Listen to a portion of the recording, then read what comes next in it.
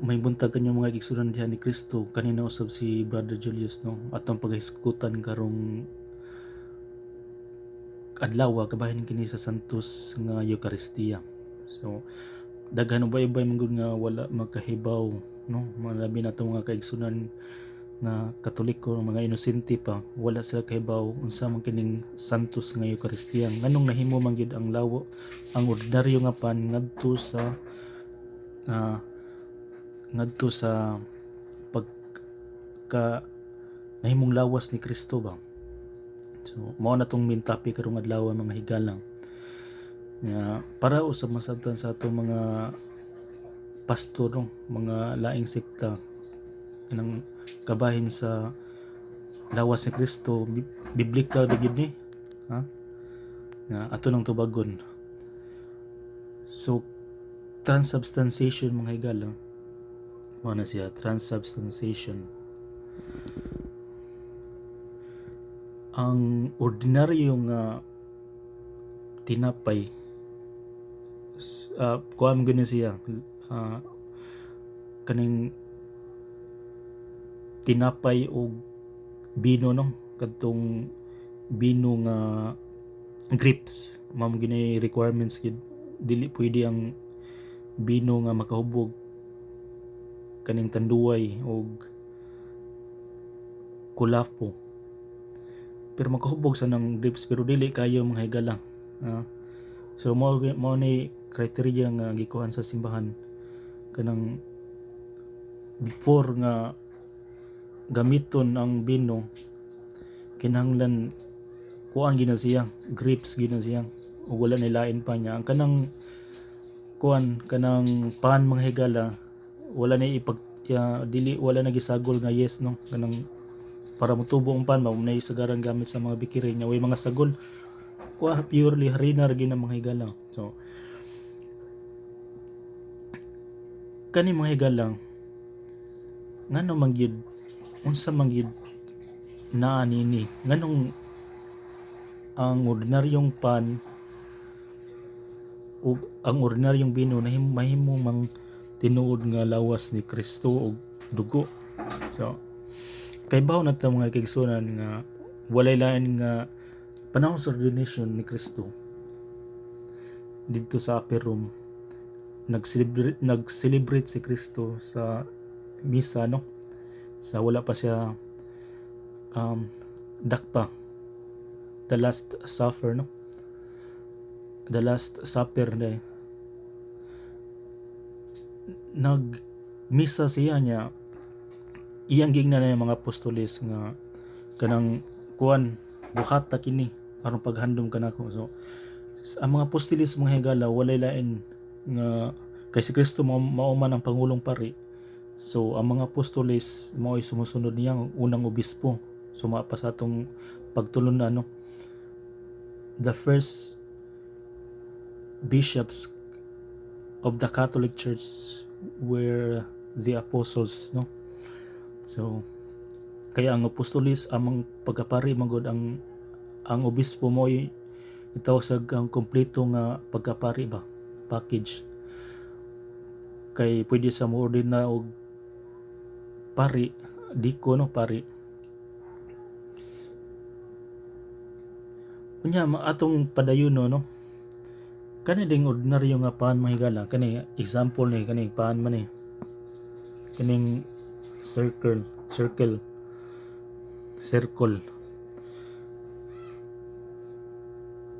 ang sa wala pa gikonsagrar ang maong pan tinapay ordinaryo ra gina nga pan ordinaryo na nga pan ang yang substance yan na mga higala kanang yang katamis no ang yang lasa yung harina pan nya ang iyang accident sana mga higala accidental quality kay metaphysical kuan mo ni explanation ang iyang color nga puti ang iyang roundness no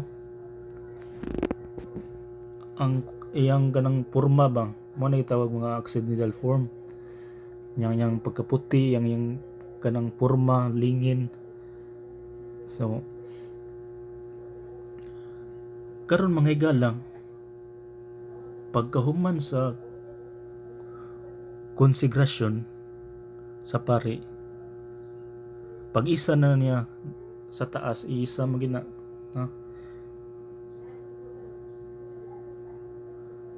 Automatic nga nahimo ng lawas ug dugo ni Kristo ang tinapay ug ang bino. Ngano man kay ang Espiritu Santo man gud mo'y nag-transform niya na mga higala. Gi-transform ang tinapay ngadto sa lawas ug dugo ni Kristo. So ug ang bino nga or grapes nahimong dugo gyud nga tinuod ni Kristo. Mo na gitawag transubstantiation, ha? Para ta masabot kan mo na gitawag transubstantiation paghuman sa consecration. Sa wala pang consecration, wala pa na mo transform. Ordinary bread and wine pa siya. Pero pag transform na niya na mga higala, dili na ordinaryong tinapay, tinuod yung lawas dugo ni Kristo. Kinahanglan din na to pasipalaan, ha? Di na to pasipalaan.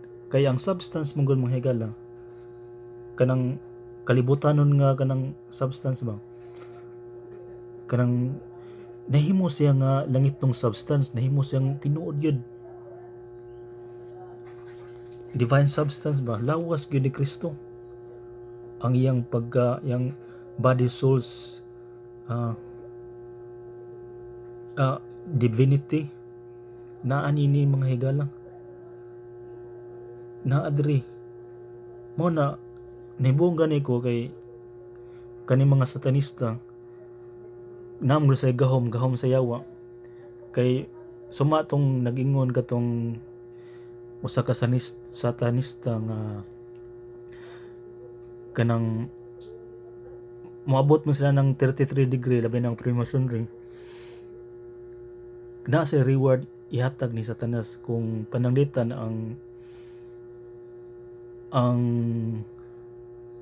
mukuha sila og tinuod nga lawas si Kristo dito sa simbahan sa santos nga sakramento or panahon sa consecration o kanang kalawat, dili na nila kanon mo na mga pare magbantay na nagid ug mga kaning lay minister kay ila na isud sa pitaka or kamot o isud sa plastic, dili na kanon mo na importante gyud diretso sa baba kay mao gud na kanang makapataas mo na nagranggo gud makapagamhanan nila mayo ba kay the more they desecrate the body of our Lord Jesus Christ, the more they will gain power from Lucifer, ha? Mo na bantayanan kayo na siya nya nay usa ka celebration sa mga satanista nga usa ka tinuod nga ostiya nga lawas kini Kristo human nagkonsegrasyon nya gitipon sa 99 ka mga dili unconsecrated host nya girambol. Pero may buong mahigala matagna man nila sa ato pa day na sa gahom nga preternatural power nga makahibaw sa asa gitinuod nga lawas si Kristo. Mo na mga lain reliyon wala na masabti ang nakasabot ra nini ang ganing mga nasa iya sa yawa ano kaning under the influence of Satan ganing mga satanista. So tinuod gyud mga higala nga tinuod gyud nga lawas gyud ni Kristo kay daghan man ni confirm na mga manambal, mga medium, ha? O kaning mga satanist ang akong gigisample ganina mao na nga ganang di gyud to pasipalaan bantayanan kayo mga ha kanang mga lawat na nata sa state of grace. So ako padayon no na kaning substance niya dili na earthly substance mga galang nahimo ng substance ng Christ, although di na to makita, ha? Ang maka-detect nini mga higala ang kalag ra gyud sa tao ang maka-detect nini, ma-feel nila ba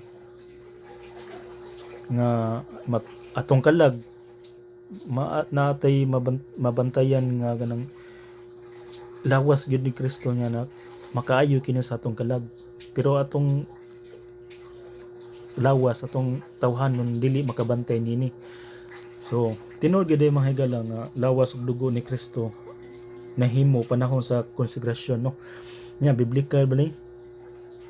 Biblical kayo kay sa Lucas 22 bersikulo 19 ngadto sa 20 kay nagsaulog man ni Kristo, ingon gud si Kristo, kini mo akong lawas, yung ipahandom kaniya.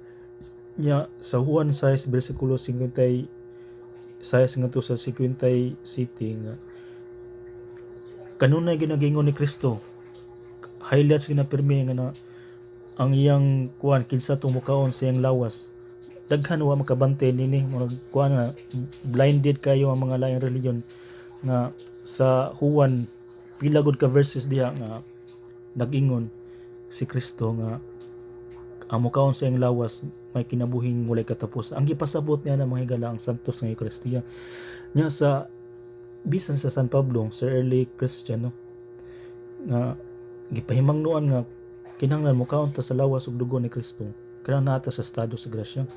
Wala tay mortal sins kay makapatay gini sa kalag nato kung makasamot ang atong mortal sins. Doble kung mukaon ta sa lawas ug minom ta sa dugo ni Kristo nga walay kumpisal. Mo na mga kumpisal kita mga higala. So akong usbon mga higala aron masabtan gyud sa wala pang misa before consecration, ang ordinary nga mao ni ordinary nga pan, earthly substance ba nga, pero pag after the consecration nahimo na gyud tinuod nga lawas ug dugo ni Kristo, ang yang substance, pero ang imong feelings sa tawhanon murag ang lasa niya kay puti, ako nang ang lasa niya kay lasa gyud harina nga bino gyud siya, pero sa imong espirituhanon nakasabot man, so tinuod gyud nga lawas ug dugo ni Kristo.